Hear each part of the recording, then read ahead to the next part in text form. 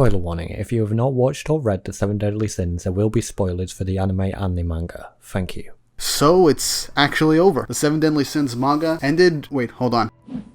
3 months ago. Wow, I am really late for this video. Well, anyway, so the manga ended 3 months ago, and it left room open for a sequel, which has been confirmed by that creator, but today I want to go over how the Seven Deadly Sins manga ending is in fact like the end of an era, and I do wish it could have gone on a little longer. But that's neither here nor there. Let's discuss why I believe what made the Seven Deadly Sins as popular as it is, and how I ended up loving the series to begin with, like so many others. Now, there are a couple of factors that actually come into play when it comes to seeing what made the Seven Deadly Sins as popular and as great of a story and series as it was. And the key factors I want to say are really the characters, the story, the world, and just as importantly, the action. I'm going to go over each of these one at a time, and this is basically going to be me reminiscing about the Seven Deadly Sins and gushing over it for the most part, so hope you enjoy.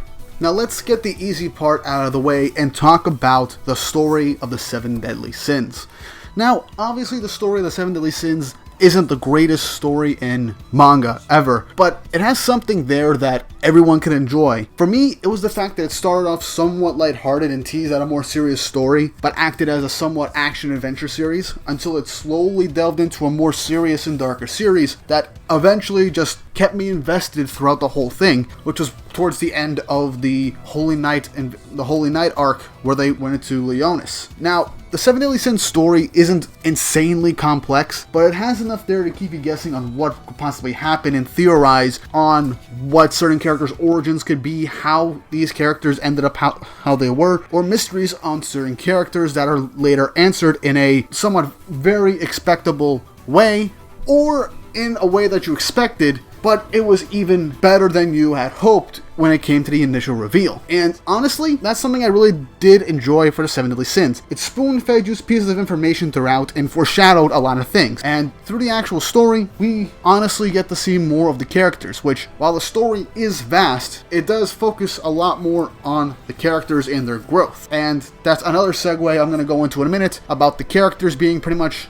the main reason why I liked the series in the first place. But yes, the story of the Seven Deadly Sins had a lot of highs and a few lows, but overall it was great. I loved the Ten Commandments and Holy Wars arc. The final arc of the series wasn't as great as the previous two arcs, but it did enough to help set up the sequel and solidify the arcs of certain characters that were left open by the end of the previous two arcs, or just to help solidify Meliodas, the main character arc and progression throughout the series.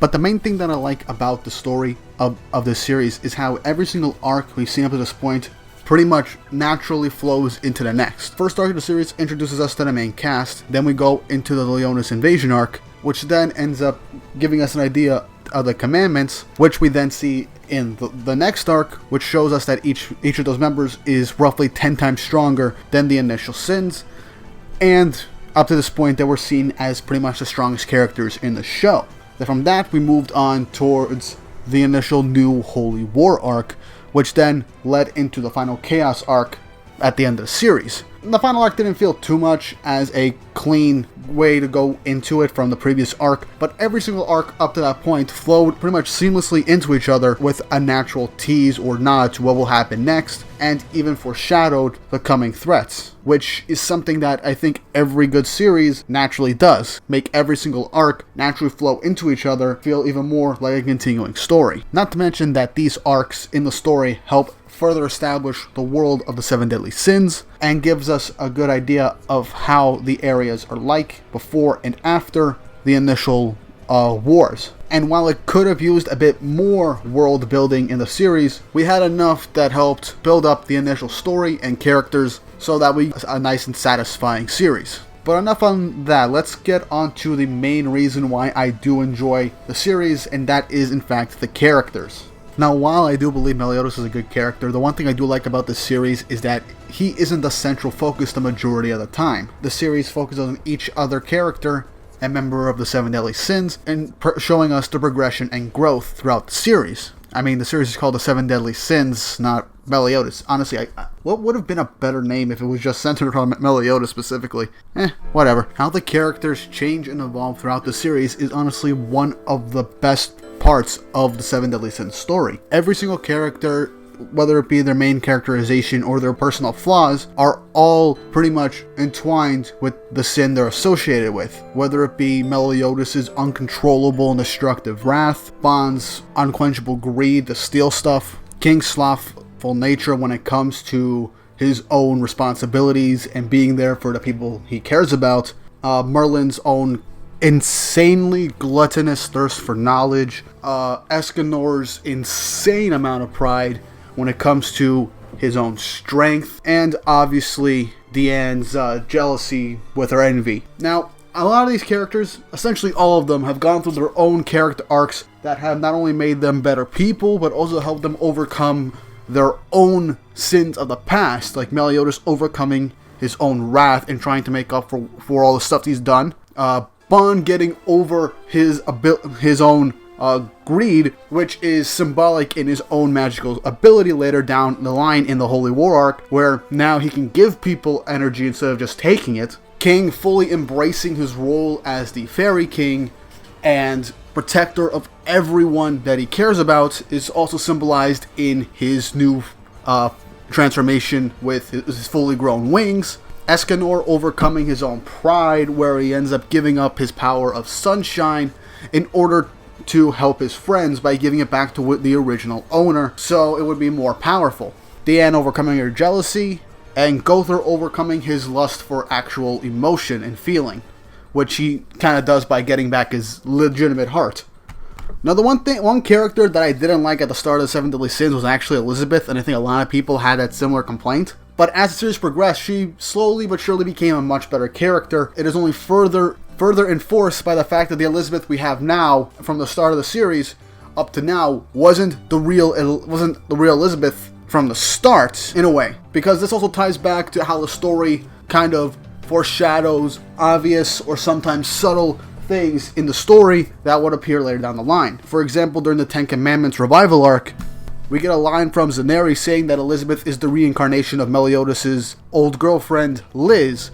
And in Wrath of the Gods, the current season, and especially at that point, which is after the revival of the Commandments arc and around the start of the Holy War arc, we learned that Meliodas and Elizabeth were in love 3,000 years ago during the First Holy War, and Elizabeth was a goddess, and, Meliodas is a demon. After falling in love and everything happens with the Holy War, they're both cursed. Elizabeth is cursed with reincarnation to keep coming back to life, falling in love with Meliodas, finding him, and then if she remembers who she is, she dies in 3 days, and the cycle repeats.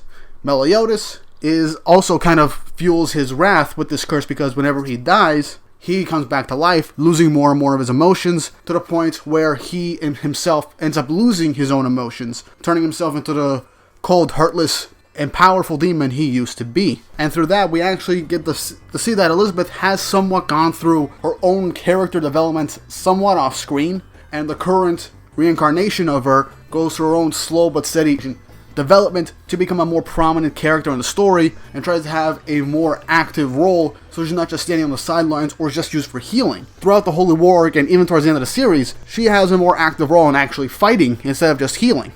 And she is quite powerful when she fully awakens her memories and powers in the middle of the Holy War arc. The characters in the Seven Deadly Sins have great development throughout the entirety of the story, even some of the side characters, and they're given a proper amount of screen time and attention help further them along in their own developments and the story itself. Because, like I said before, the story is about the Seven Deadly Sins, not just about Meliodas. And another thing that really entitles the characters is Meliodas kind of went through 2 separate character arcs. He went through a positive character arc all the way towards the end of the Revival of the Commandments arc, which is essentially, a positive character arc is when a character changes for the better. And that's pretty much Meliodas from the Holy War in 3,000 years ago to present. But after the Revival of the Commandments arc, he starts to slowly go down into a negative character arc where he changes for the worst as he slowly loses his own emotions, and eventually in the New Holy War arc, he turns back into the old Meliodas, who essentially is planning to become the next Demon King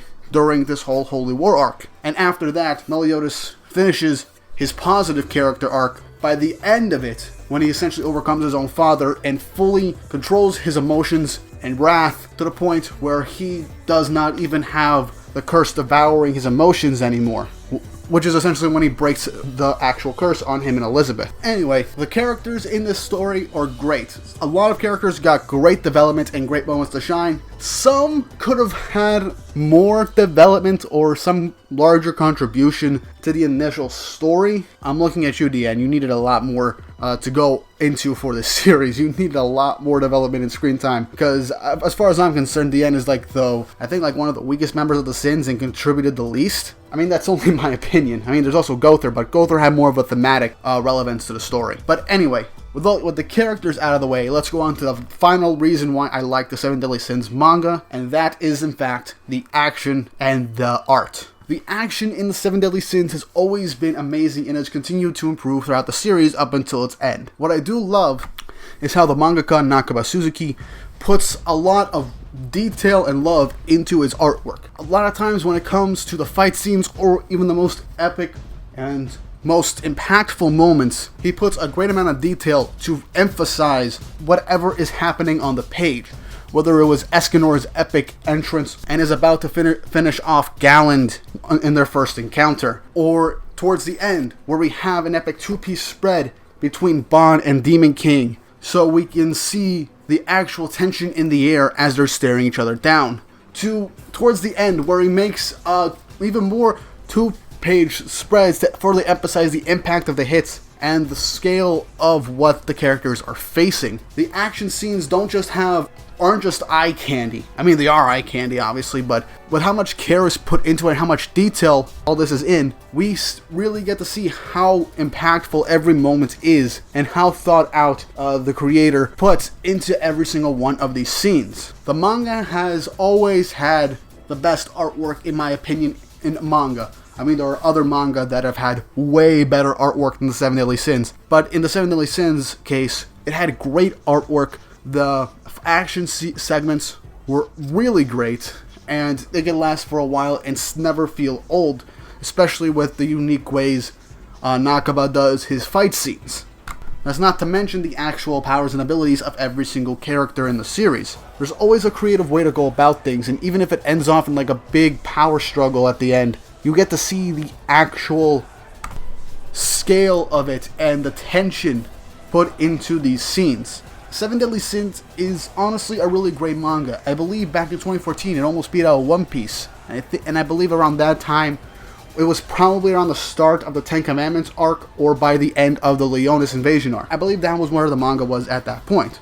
But either way, it had the potential to become a big success, and it is a big success. It's very popular, and hell, the creator even left off the end of the manga with enough unanswered questions or enough of an open-ended ending to give us the sequel that has been confirmed. And I can't wait to see what happens next, because the characters we've seen in the Seven Deadly Sins are definitely coming back in either mentorship roles or to have a more prominent portion in the story as supporting characters. But yes, the Seven Deadly Sins has great action, its artwork is phenomenal, the characters have been given a lot of thought in their development, as well as their thought processes and personality. The story and world of the Seven Deadly Sins has been thought out to a great point, and there's still room to grow for its sequel. I'm sad to see the series end. It could have gone on a lot longer without having to go into the sequel series. But like I said earlier, I can't wait for the sequel. It's gonna look amazing from what I've seen from the sketches. And if the Seven Deadly Sins is anything to go by, I have high hopes for the new series. But that's really it for this video. Seven Deadly Sins is pretty much an amazing series. It ending is pretty much an end of an era, and I'm glad to have given the series a proper send-off with what I love about the manga. And I really do hope that the anime really does capture the greatness of this story later down the road. Well, that's all for me. If you guys have any kind of manga or anime or television shows or movies that you want me to talk about, review, maybe even do theory videos on, or just plain discuss, let me know in the comments down below. Don't forget to follow me at the Official Review Cave on Instagram and Twitter, where I will post updates on future videos. And don't forget to like and subscribe so I know that you like my content so I can continue to do more of these. And don't forget to give a subscribe and a follow to Tora, the guy who is editing this video. I really do appreciate his help with this, and he deserves a lot more credit in subs.